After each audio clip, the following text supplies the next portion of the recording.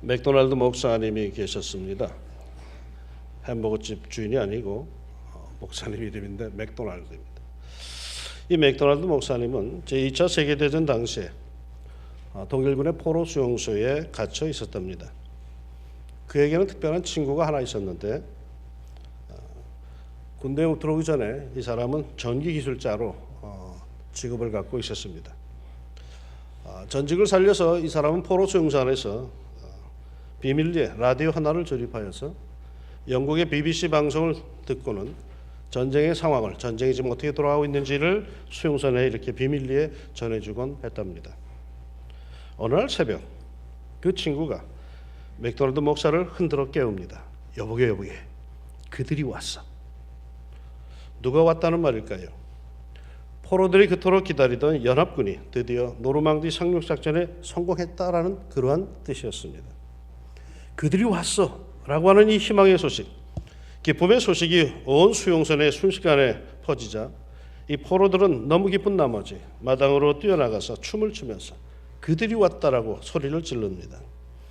그러나 연합군 상륙의 소식을, 뉴스를 아직 모르고 있던 독일 군들은 포로들이 행여나 집단으로 폭동을 일으킬까 봐 총을 겨누고 있었답니다. 이 포로들에게 외부적인 어떤 변화가 있었던 것 아닙니다. 수용소의 벽은 여전히 높았고 철망도 여전히 두터웠으며 독일군의 총부리와 기관총도 여전히 자신들을 향해 겨누어져 있었고 자신들은 여전히 고통받는 포로임에 틀림이 없었습니다. 그러나 연합군이 도착했다는 그 소식 하나만으로도, 육신으로 아직 보이지는 않아도 연합군이 이미 자신들을 향하여 전진해 오고 있다는 이 사실 하나 때문에 희망이 있었고 기쁨이 넘치며 사는 용기가 갑자기 생겼던 것입니다. 하나님의 아들 예수님이 이 세상에 오셨습니다. 이 소식 하나만으로도 우리에게는 희망이 생겼고 기쁨이 생겼고 환희가 생겼습니다. 그러기에 우리는 메리 크리스마스라고, 즐거운 크리스마스라고 합니다.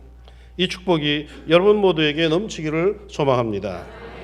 이 소식이 얼마나 즐거운 축복이고 얼마나 큰 기쁨인지 오늘 본문을 보니까 천사가 이렇게 전해줍니다. 보라, 내가 온 백성에게 미칠 큰 기쁨의 좋은 소식을 너희에게 전하노라. 아기 예수의 탄생이, 성탄이 왜 큰 기쁨의 좋은 소식일까요? 성탄에 담겨있는 기쁨의 좋은 소식은 과연 무엇일까요? 무엇보다도 성탄에 담겨있는 기쁨의 좋은 소식은 구주가 나셨다라고 하는 것입니다. 오늘날 다윗의 동네에 너희를 위하여 구주가 나셨으니 곧 그리스도 주시니라. 구주, 곤고함에서, 난처함에서, 어려움에서, 사면초가에서, 진퇴양난에서, 도무지 나갈 길이 전혀 보이지 않는 그런 절망에서 나를 건져내시리, 나를 구하여 줄 구주가 나셨습니다. 예수님은 나의 삶의 굴곡에서 나를 건져내실 분이십니다. 예수님은 내 삶의 이 공고함에서, 이 절망의 계곡에서 나를 건져내실 분이십니다. 그러기에 예수님을 영접하고 그 예수님을 모시고 사는 사람들은 비록 현실과 상황이 어려워도, 아무런 변화가 여전히 없어도 노래할 수 있고 평강을 누릴 수 있습니다. 억대 부자들이 누리지 못하는 기쁨과 감사를 누리고 권세자들이 누리지 못하는 평안함을 누릴 수가 있습니다. 예수님은 말이죠, 나를 건져주시는 나의 구세주, 구주이십니다. 할렐루야. 그런데 그 건져주심, 구하여 주심 중에 가장 크고 결정적인 것은 죄에서 우리를 구원하신 것입니다. 마태복음 1장 21절에서는 천사가 이렇게 일러줍니다. 아들을 낳으리니 이름을 예수로 하라. 이는 그가 자기 백성을 그들의 죄에서 구원할 자이심이라. 예수님이 이 세상에 상륙할 때에 인간은 모두 죄의 노예가 되어서 살고 있었습니다. 죄악의 도성에 갇혀서 죄의 사슬에 매여서 죄의 속성을 따라 그리 살아가고 있었습니다. 그들에게 무슨 희망이 있고 무슨 소망이 있겠습니까? 그저 하루 세끼 먹는 것으로 만족할 뿐이지 그들에게 무슨 소망이 있겠습니까? 그런데 비극은 말이죠, 로마서 6장 23절에 보면은 죄의 싹은 사망, 곧 죽음이라고 말하고 있다는 사실입니다. 아무리 하루하루를 연명겨우겨우 해간다 할지라도 결국은 죽음의 문제에 우리는 부딪힐 수밖에 없다는 것이죠. 여러분, 인간의 모든 문제는 사실 죽음의 문제입니다. 죄로 인하여 찾아든 죽음의 문제를 해결하기 위해서 우리는 먹고 잠을 자고 규칙적으로 운동하고 몸에 나쁘다고 하는 것은 아무리 맛있고 아무리 좋아해도 멀리하고 몸에 좋다고 하면 무엇인지 먹습니다. 종종 매스컴에서 몸에 좋다는 것을 홍보하는 것을 볼 수가 있죠. 구연산이 좋다, 매실이 좋다, 비타민이 좋다, 오미자가 좋다, 상수유가 좋다, 블루베리가 좋다, 뽕잎이 좋다, 알로에가 좋다, 고구마가 좋다. 세상에 좋다도 다 좋으니까 나쁜 게 세상에 하나도 없는 것 같이 다 좋다고 그래요. 그런데 말이죠, 좀 이상한 것은 모든 방송사가 약속이라는 듯이 똑같은 방송을 이렇게 똑같은 시간대에 타임대에 낸다는 것입니다. 그래서 결국 이런 것들은 방송을 타면서 대박이 난 거죠. 별로 관심도 없던 것들인데 몸에 좋다, 건강에 좋다 하니까는 너도 나도 없이 정신없이 달려듭니다. 예전에 한 번은 제주도에 갔을 때 민속마을 초가집 지붕 볏집 안에 사는 군뱅이를 봤습니다. 사람들이 아우 징그럽다라고 합니다. 그런데 안내원이 몸에 좋은 것, 특별히 당뇨 건강에 탁월한 것이라고 하자 어떤 분이 대뜸 한 입에 그걸 집어넣습니다. 우리들의 음식 문화는 말이죠, 거의 모두 건강, 생명, 사실 죽음에 관련되어 있는 것들이 대부분입니다. 아무리 징그러운 음식이라도 몸에 좋다, 정력이 좋다 하면 다들 먹습니다. 어디 끝뿐인가요? 자동차를 탈 때 안전벨트를 매는 것도, 교통법규를 지키는 것도, 아프면 병원에 가서 진찰을 받고 약을 먹는 것도, 정기검진을 받고 예방주사를 맞는 것도, 위생적으로 살아가는 것도, 사실은 우리 삶의 모든 관심사항은 결국 죽음과 연관되어 있다고 해서 말해서는 틀리지 않은 겁니다. 죽음 앞에서 떨지 않을 자가 누구며 죽기를 무서워하지 않을 자가 세상에 누가 있겠습니까? 인간의 모든 두려움과 근심과 걱정의 근저에는 말이죠, 그 밑바닥에는 결국은 죽음의 문제가 내재되어 있습니다. 그렇다고 하면은 우리 인간이 죽음의 문제만 해결한다면은 모든 근심과 걱정과 두려움에서 탈피하여 행복한 인생을 살아갈 수 있다는 그런 결론에 이르게 됩니다. 우리가 죽음의 공포에서, 죽음의 염려에서 해방되기만 한다면은 가장 떳떳하고 용기 있는 삶을 살아갈 수 있다는 것이죠. 아이들 말로 말이죠, 싸움판에서 제일 무서운 녀석은 주먹이 센 녀석이 아닙니다. 기술이 좋은 녀석이 아닙니다. 죽기를 작정하고 덤벼드는 녀석이 제일 무섭습니다. 죽음의 문제, 그 죄의 문제를 누가 해결해 줄 수 있겠습니까? 성경은 아기 예수님, 이 세상에 태어나신 그분이 인간 최대의 문제인 죄의 문제, 죽음의 문제를 해결할 수 있는 유일한 구세주라고 우리에게 증언하고 있습니다. 오늘날 다윗의 동네에 너희를 위하여 구주가 나셨으니 곧 그리스도 주시니라. 다윗의 동네 베들레헴의 죄의 삭신 죽음의 문제에서 너희를 해방시킬 구세주가 나셨다라는 말입니다. 그분이 나를 건져내실 분이 아니라면 나의 구세주가 될 수가 없겠죠. 그것이 나에게 기쁨의 소식이 될 수가 없겠죠. 그러나 그분은 나의 죄의 문제, 나의 가장 근원적인 문제를 해결해 줄 수 있는, 건져내 줄 수 있는 구세주, 그러기에 그분의 태어나심이 나에겐 복이 되는 것입니다. 인간을 죄에서, 죽음에서 구원할 구세주의 탄생이기에 아기 예수의 탄생은 가장 큰 기쁨의 좋은 소식이 되는 겁니다. 하나님이 세상을 이처럼 사랑하사 독생자를 주셨으니 이는 저를 믿는 자마다 멸망하지 않고 영생을 얻게 하려 하심이라, 이 약속이 이루어지는 그날이기 때문에 이 예수님을 구주로 영접한 사람들은 죽음의 두려움에서 벗어날 수가 있습니다. 1945년 4월 8일은 주일이었습니다. 감옥에 갇혀있던 보네포 목사가 아침 기도를 마치기도 전에 험악하게 생긴 두 사나이가 감방을 향하여서 소리를 지릅니다. 죄수 보네포, 우리를 따라와.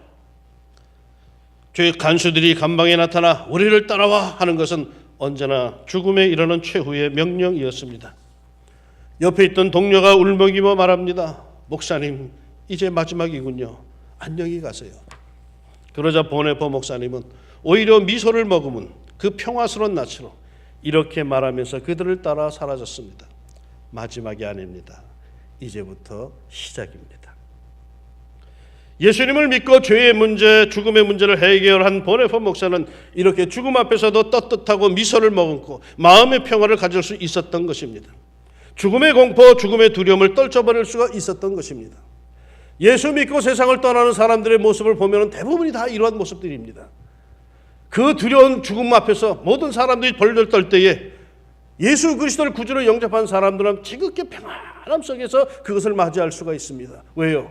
그에게는 그것이 끝이 아니라는 걸 너무나도 잘 알고 그 예수님께서 자기를 그 죽음의 구렁텅이에서 건져내실 분임을 믿기 때문입니다. 오늘 본문에서 천사들은 목자들을 향하여 두려워하지 말라, 무서워하지 말라 말씀합니다. 이 메시지는 정말 인간 최대의 메시지가 될 겁니다. 너희를 위하여 구세주, 구주가 나타나셨으니까 무서워하지 말아라. 죽음의 공포와 죄의 문제에서 너희를 건져내줄 구세주 예수 그리스도가 나셨으니 두려워하지 말라라고 이렇게 말씀하고 있는 겁니다. 예수님은 우리를 죄에서 구원하기 위해서 이 세상에 오셨습니다. 우리의 죽음의 문제를 해결하기 위해서, 우리의 지극한 평안을 우리에게 주시기 위해서 이 세상에 오셨습니다. 혹시 아직까지 예수 안에서 이 문제를 해결하지 못하신 분들은 구세주로 오신 예수님을 영접하여 죽음과 죄와 두려움의 문제를 해결받는 축복의 선물을 이번 성탄절에 꼭 받을 수 있기를 소망합니다. 예수님의 탄생이 큰 기쁨의 좋은 소식이 되는 또 다른 이유는 말이죠, 그 축복이 온 백성에게 미치기 때문입니다. 천사가 이르되 무서워하지 말라. 보라, 내가 온 백성에게 미칠 큰 기쁨의 좋은 소식을 너희에게 전하노라. 온 백성들에게 미친다고 하는 말에 우리가 주목할 필요가 있겠죠. 예수를 믿으면 구원받는다는 이 소식은 누구에게나 차별이 없습니다. 예수를 영접하면 하나님의 자녀가 되고 이 세상에서 뿐만 아니라 영생토록 하나님의 은혜와 사랑을 누린다는 것은 여기엔 차별이 없습니다. 누구든지 예수를 믿기만 하면, 영접하기만 하면 그것을 얻는 것입니다. 남자든 여자든 아이든 어른이든 유대인이든 이방인이든 상관이 없습니다. 예수를 영접하기만 하면 구원을 받게 되어 있습니다. 이렇게 차별 없이 모든 사람에게 공평하게 미치는 소식이기 때문에 예수님의 탄생의 소식은 우리에게 큰 기쁨의 좋은 소식이 되는 것입니다.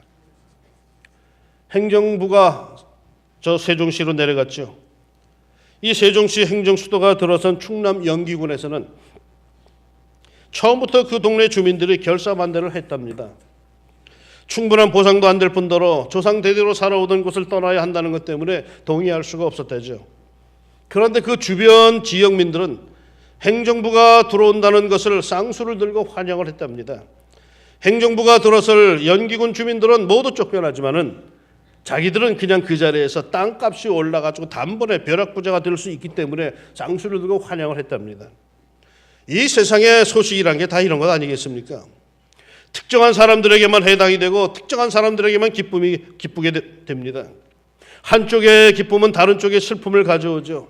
한쪽이 승리하면 한쪽은 패배합니다. 승리의 감격을 누리는 선수가 있는가 하면은 패배의 아픔에 눈물을 흘리는 선수가 있는 법이죠.